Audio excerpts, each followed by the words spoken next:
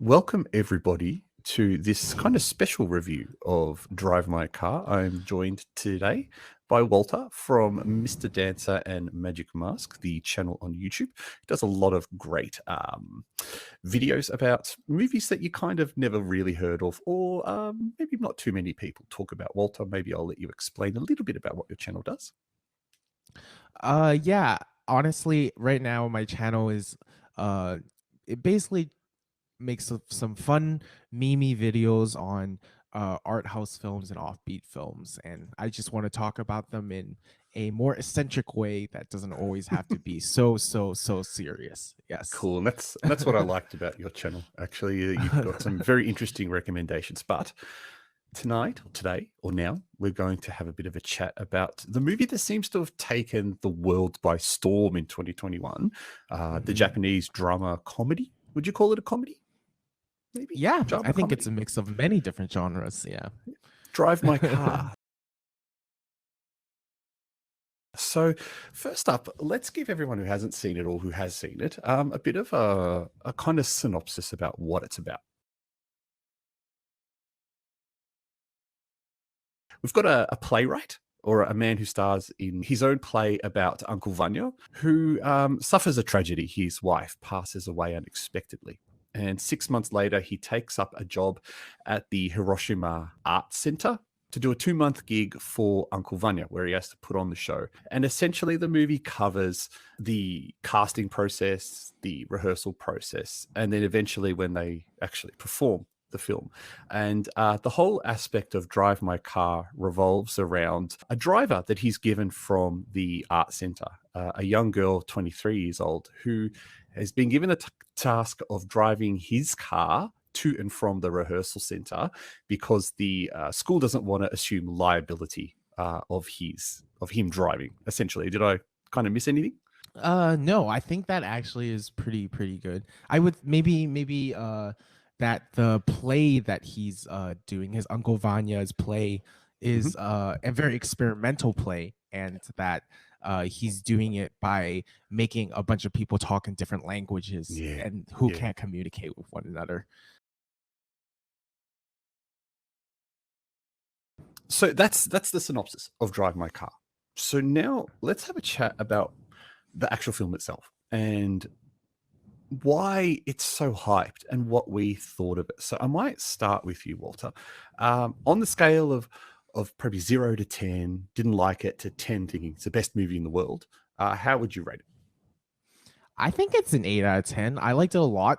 Honestly, when you're talking about how hype it is, it's pretty interesting because I feel like so many people want to talk about this movie, even if they're not huge fans or even if they have less opinions. But everyone is interested in talking about this film, so I think there's something you can say about that. It's not that common that a film can make that type of energy from the whole film community. Sometimes it seems.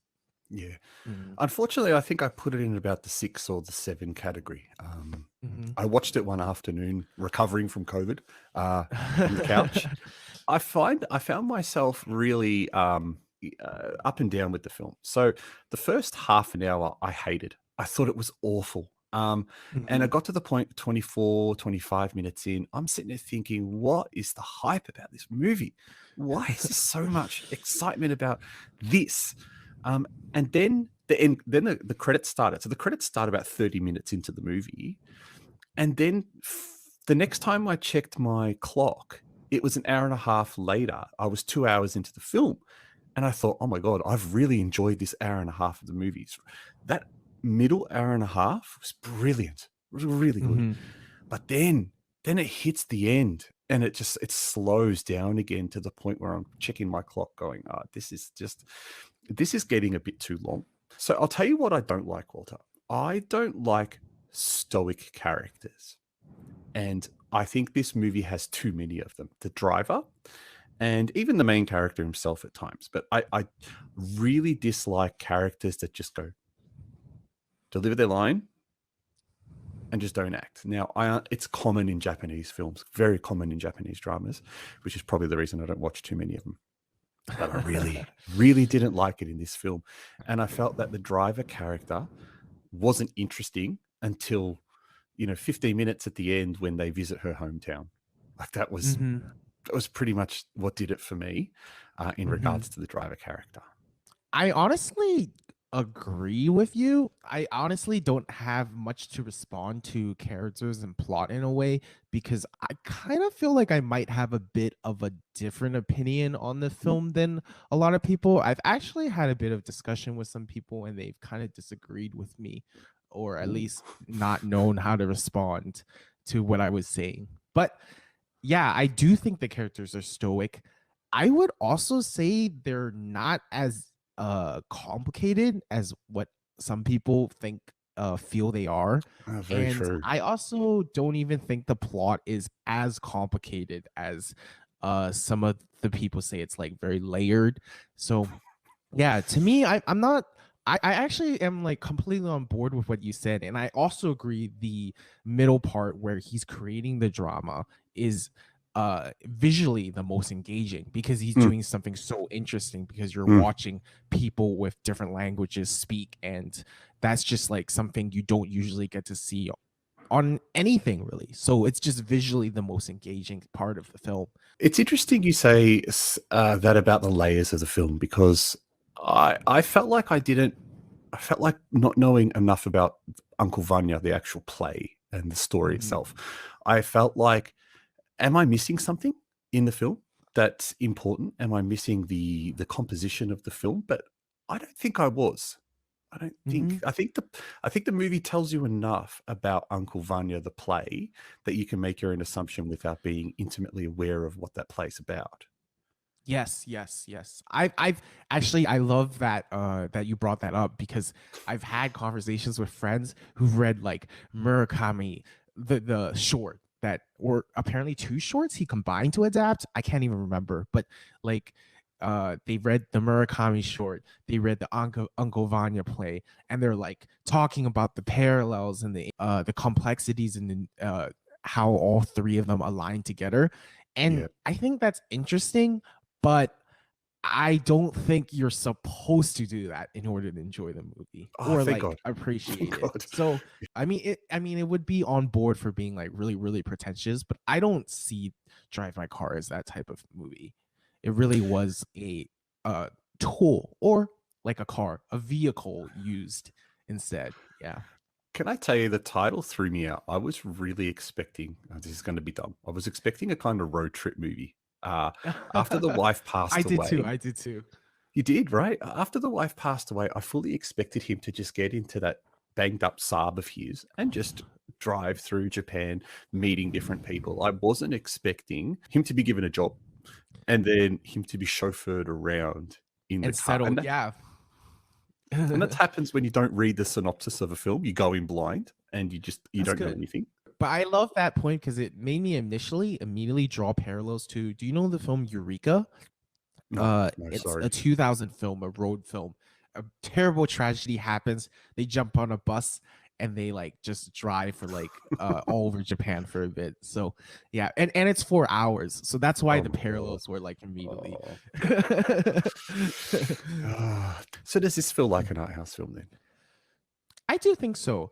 I think the film is incredibly experimental, and I think for me, Ryusuke Hamaguchi, he himself, I personally, this is context that I don't think is that important to recognize it from the film, but I just want to give context to it.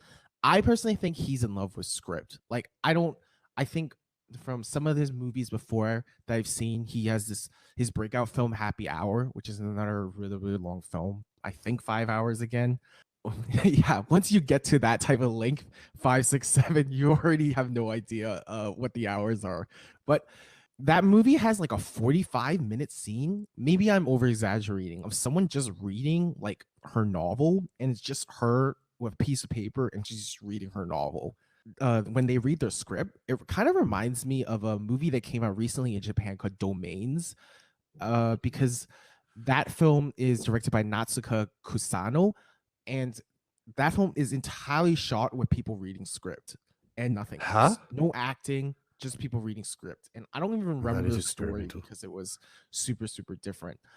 But Mm. the point of this is I really think that there is a small beginning of people really trying to experiment with script that in Japan particularly, like uniquely in Japan, there's types of directors who are interested in doing something a little different. And I think they're interested in the sort of how the delivery of script and the communication as a director and as an actor with your script has meaning or has movement or has film magic without the actual meaning of the words in the script get told. So for me Hmm. personally, I would argue that the plot and the characters are like one dimensional. I put Oh this in yeah. quotes. No. I agree. I agree.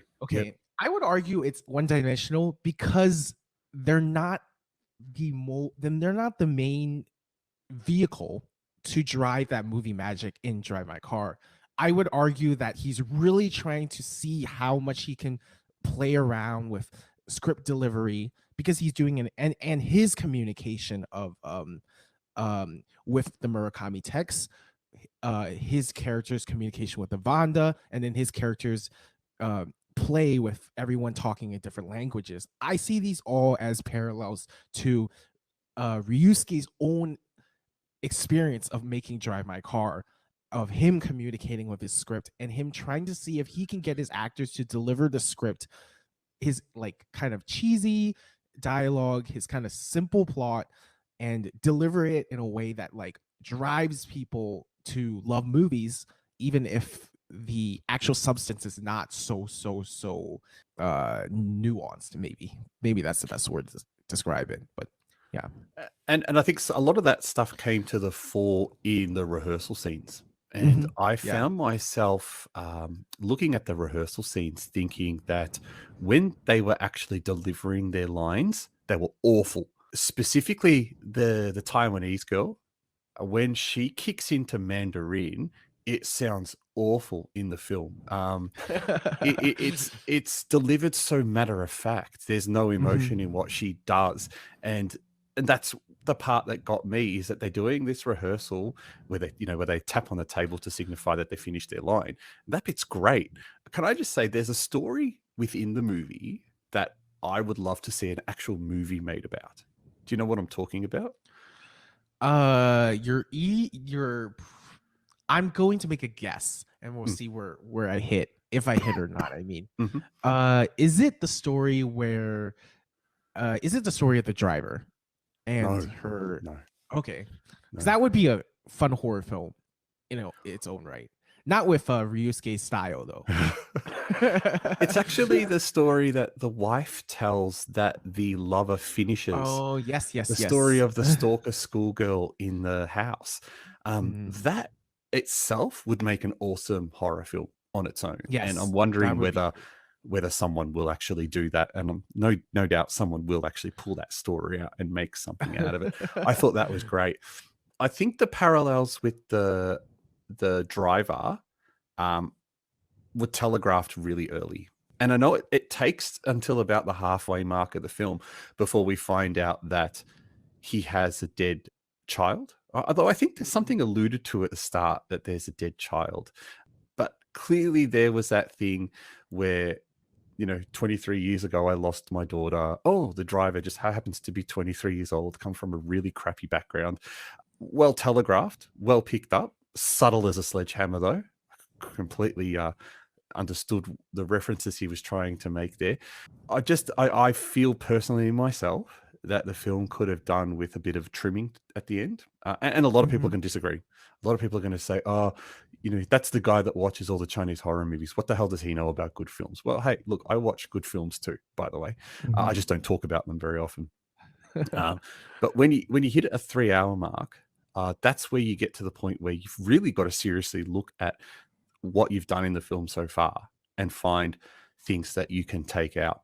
One thing I was always taught when I was in school, and I heard it again from a proper filmmaker, was always be prepared to cut out your favorite scene. And Mhm. I'm not sure whether the director has actually done that or whether he just left every favorite scene in the movie But there are certain moments that certainly could have handled a bit of a trimming down. Yeah. Yeah. Yeah, I think he definitely could have. It's a long movie, and but at the same time, I don't think his aim was to make an per se entertaining film. But uh Oh, you might oh, ask, like, yeah, you think I was just films gonna have to be say, entertaining? if you're not making a film to entertain someone, then you're doing it wrong. So that's Interesting. my opinion there. Even the most strangest, boring art house film should be aiming to entertain someone. And I can't believe a director would ever have an attitude to go into a film and say, I don't want to entertain anyone, because that's a surefire way to alienate 99% of your audience. And all you're going to Yeah. have left behind are the 1% who writes, weird blogs on the internet about how that's the greatest film ever made and people don't understand it, are idiots. I think that's a dangerous thing to say there, Walter. All right. I I'll really take do. it back. I'll take it back. I didn't even mean it like that. I didn't mean that, like, he didn't mean to entertain. Actually, I think I said it and then, like, immediately regretted it because you are Yeah. right. Yeah, look, Yeah. film is a medium that should be entertaining. Mhm, Yeah. mhm. The length is an interesting thing for me, though, because as I said, I think the reason why sometimes uh there are plot scenes that don't feel very, like, natural, and I think sometimes why the characters do really, really weird stuff, I almost feel like there are parts of the movie that are on purposely made a little bit to drag down the quality in order to build up Ooh. the this is what I meant by my take is controversial. It's not that I just Mm. recognize the script is there. It's like I think the script experimentation is the main focus of the film. So Mhm. everything added to the movie is made to drag down those elements to sync. Therefore, the script becomes obviously the most important thing in the movie. That is how I tend to that's how I came out of the film thinking. So it's for me, when I listen to people talk about the layered plot and the layered characters, I if I make a very, very, like, pretentious judgment, I would be like, oh, it seems like you've felt the layers of his script experimentation and then accidentally made a mistake and thought it was coming out from his characters or Yeah. something like that. And that is why the length, yes, it bothers me because I do agree with you. There are things that are too long that I also don't love.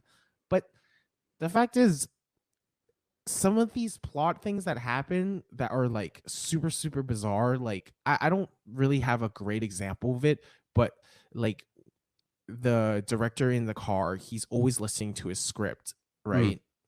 Which is another good example of why I think the film is experimenting with script, because his character has to sit in a vehicle, which is the title of the film, in order to recite his script. So there's a very interesting dynamic going on there too.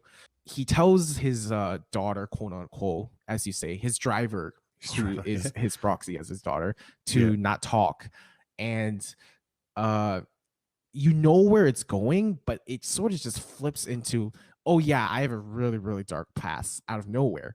Is Mm. that very realistic? Is that very, like, natural for people to react like that? I don't know. Like, it's hard for me to really pinpoint it. So Especially considering um how traumatic it was. exactly. So And they both just shared really traumatic stories with one another as if it was super casual. So can I just tell you something? I honestly thought that he was going to cast the driver as Uncle Vanya, because for how many weeks she'd been sitting in the car listening to this whole plot, this whole tape. Mhm. I honestly expected her to come out and at the end. And speaking of the end, spoiler, there's a really stupid scene right at the end that a lot of people are saying, oh, it's so great to see a modern movie reference the coronavirus and the modern times we live in. But I thought it was utterly stupid. Firstly, she's got his car. Secondly, they're in Korea. Why are they in Korea? And thirdly, there's absolutely no context to it. It doesn't say, that she's looking after him, that they've kind of moved in together, or that everyone now lives happily ever after. I mean, are we to assume that the assistant director, I would believe he's an assistant director, and his wife went back to Korea, and that they followed them? I that scene was just, it seemed like something to get all of the people at Cannes to go, bravo, we've made a reference to modern times by having people wear masks in supermarkets. I don't understand why that scene was put in. Can you shed any light? No, I honestly can't. I don't know either. Yeah. Now, Walter, it seems like that we've spent 20 minutes talking about some negatives of the film, and that's a bit unfair because the film in its own right has a lot of positives. So before we sign off, I think it'd be great to talk about some of the positive elements of the film. And there certainly were more, don't get me wrong. There were heaps of positives.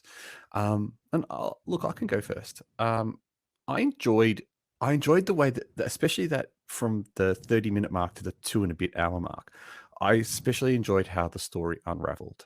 I enjoyed the relationship building and the character building, even if it was one-dimensional. I did really enjoy it. I enjoyed getting to know a bit of the characters in there. The lover finding out about, he's just a playboy regardless of what he does, but he's got a hot temper. I enjoyed finding out about the two Korean characters, especially the sign language girl. She was really great. Probably my favorite character in the film, because her emotional acting cancels out all the stoicness of the driver. And the dinner scene was probably a bit too long, but I did enjoy the dinner scene. I found the way the movie just kind of sucks you in works in that hour and a half mark. I did enjoy it. There's a time where the movie just flies through and you don't realize what the time is, and that's what I enjoy about film. So look, they're my positive elements of it. Yeah. Yourself? I kind of feel like, did I sound very negative? Because I feel like I was only giving positive anecdotes about the movie. Just in case we get accused of being too negative, that's all.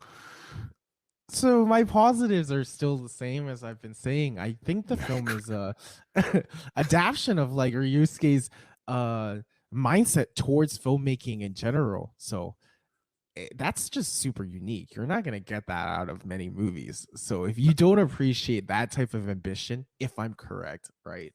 Like you could have an interview one day and you'd be like, what the fuck is Walter talking about? But I just think it's an incredibly ambitious project. And I honestly, script is not usually the first, especially for art house movies. You get so much improv art house, you get so much like essay movies that don't even have dialogue and stuff like that. Script is usually not really the first thing you think about when you're talking about art house films. You're thinking about cinematography, you're thinking about acting, you're thinking about alternative theory or all these other buzzwords. And script is like really the script is for Hollywood movies or something like that, right? It's like, it's debatable whether Hollywood uses script anymore. That's all CGI. Really? Now, so. That's true.